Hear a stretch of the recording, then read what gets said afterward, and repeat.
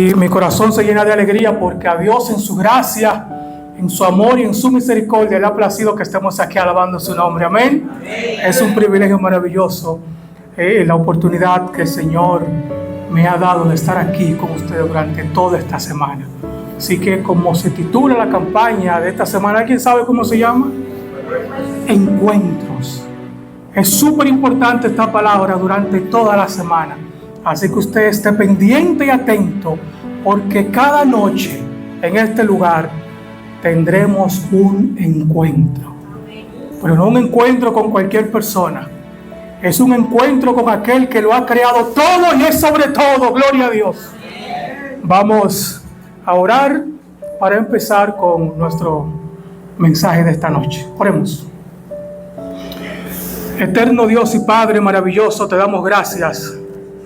Gracias, Señor, porque una vez más aquí estamos. Gracias, Señor, por tu gran amor y paciencia para con cada uno de nosotros.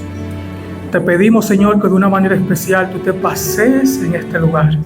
Que tu Espíritu Santo hable a nuestros corazones y que cuando vayamos a nuestros hogares no vayamos de la misma manera que entremos aquí, sino que salgamos de aquí, Señor, revestidos del poder de tu Espíritu Santo. Habla a tu pueblo y a los amigos que nos visitan en esta noche. En el nombre de Jesús. Amén. Amén. El libro de Marcos es un libro muy importante y súper interesante para mí. De manera especial el capítulo 5. Porque el capítulo 5 de Marcos presenta 3 historias, una detrás de la otra. Una más dramática que la otra. Esto es súper importante y me llena de gozo esto. Te voy a dar un contexto rápido de lo que tratan los primeros versículos de Marcos capítulo 5. Jesús había llegado a una ciudad llamada Gadara. En esa ciudad se encontró con un hombre que estaba lleno de demonios. Este hombre vivía entre los sepulcros, entre el cementerio. Allí este hombre, cuando ve a Jesús, comienza a dar voces, a decir cosas, y Jesús comienza a reprenderlo. Jesús le pregunta el nombre y este hombre contesta: mi nombre es Legión. Porque somos ¿cuántos? Muchos.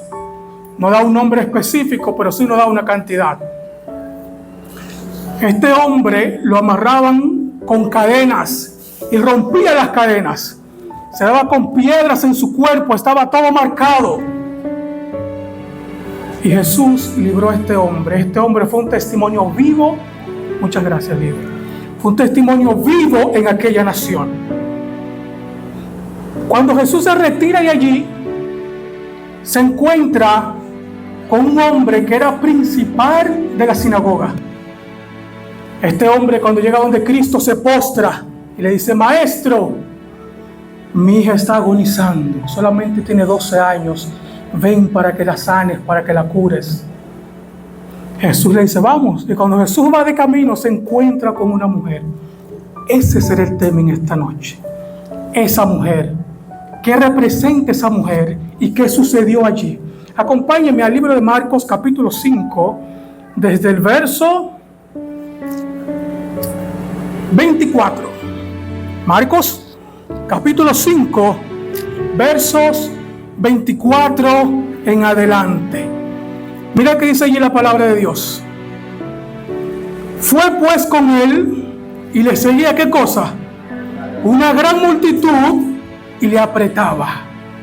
Esa gran multitud no eran 5 personas, ni 10, ni 20. Era tan grande las personas que seguían a Cristo que él no podía moverse libremente. Todo el mundo arropaba a Jesús. Él no se podía mover ni para acá. Él caminaba prácticamente en pasos lentos para llegar a la casa de Jairo, que tenía a su niña gravemente enferma. Y ahí, entre esa multitud, la historia nos cuenta que había una mujer que hacía ¿cuántos años? 12 años que padecía de un flujo de sangre. Este es el primer milagro. Usted se preguntará: ¿milagro? Una mujer con 12 años padeciendo de un flujo de sangre constante. Un milagro que esté viva botando sangre una mujer durante 12 años. Ya eso es un milagro. Pero no solamente era eso, sino que era con cólicos. Esta mujer sufría, verso 26, y había sufrido mucho de muchos médicos y lo había gastado todo lo que tenía y nada era aprovechoso para ella, antes bien le iba como peor. En la antigüedad, cuando una mujer tenía su mes, era apartada del pueblo, no se podía acercar a nadie. Ahora imagine esta mujer con 12 años en esta situación. ¿Qué pasaba por la mente de esta mujer con 12 años apartada de la sociedad?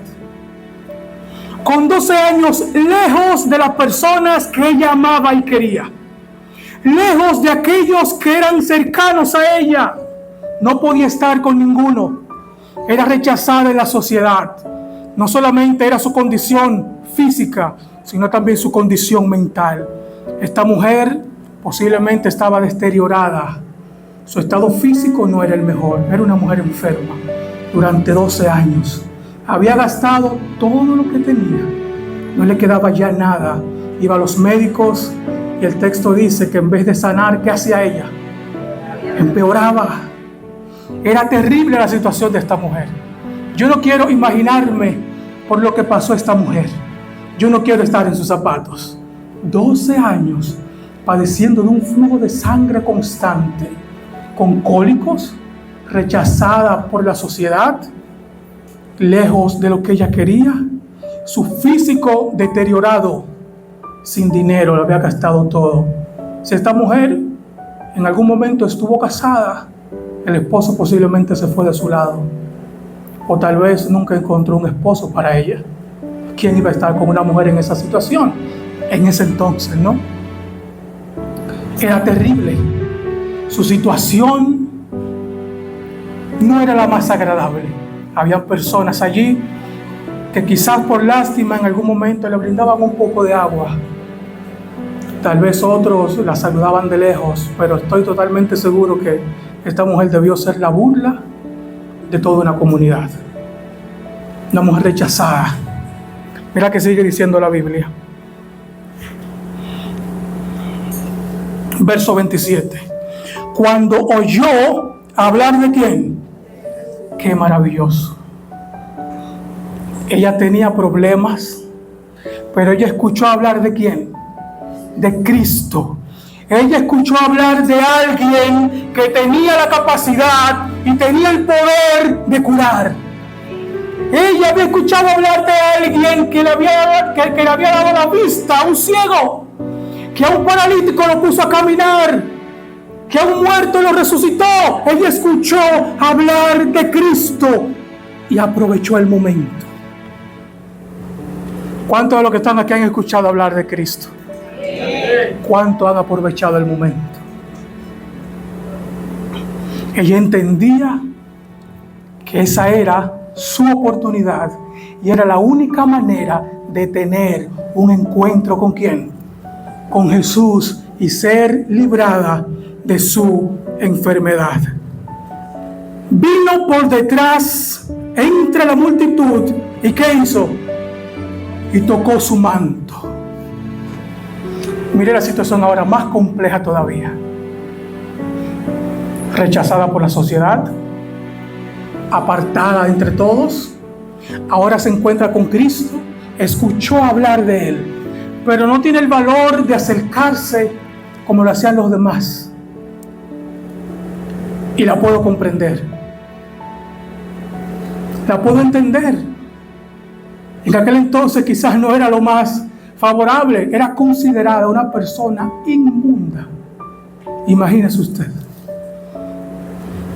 Considerada una persona como inmunda. Pero vuelvo y le repito, mis amigos y hermanos, ella escuchó hablar de Jesús y se acercó por detrás, se escabulló entre toda la multitud, tal vez se puso allí su capa en su cabeza y se acercó por detrás, y allí abriéndose paso, ella dijo: si tan solo toco el manto, si tan solo pudiese tocar su manto, seré salva.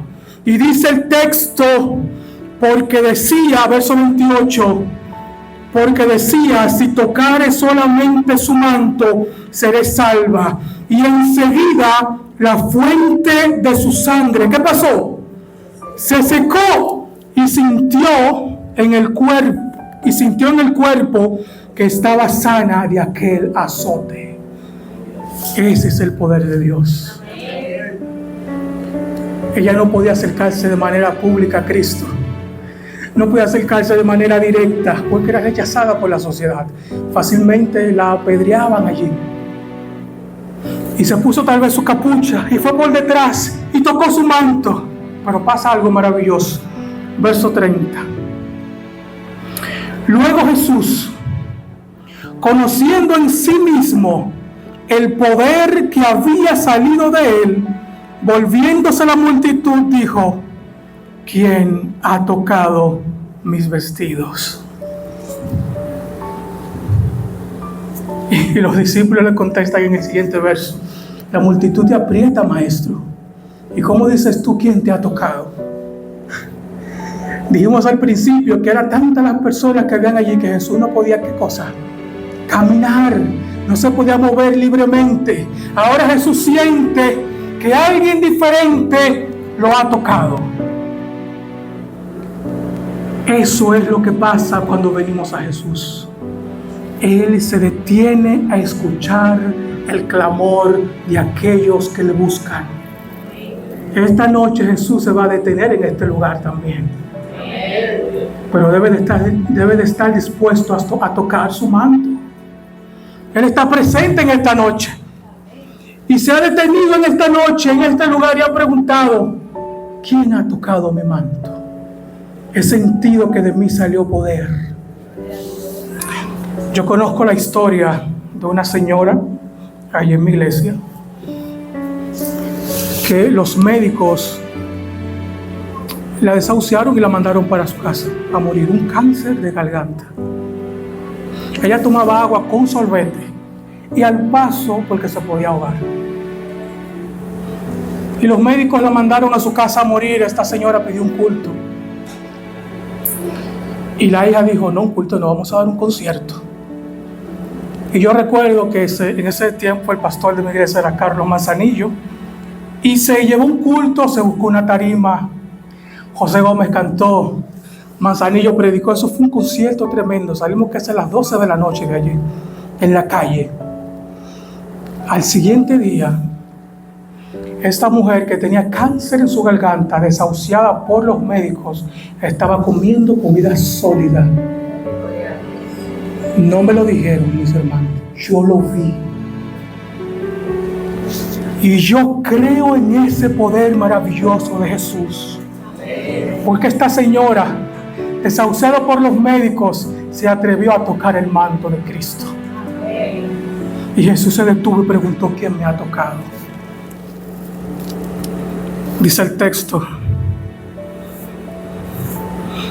31, por favor.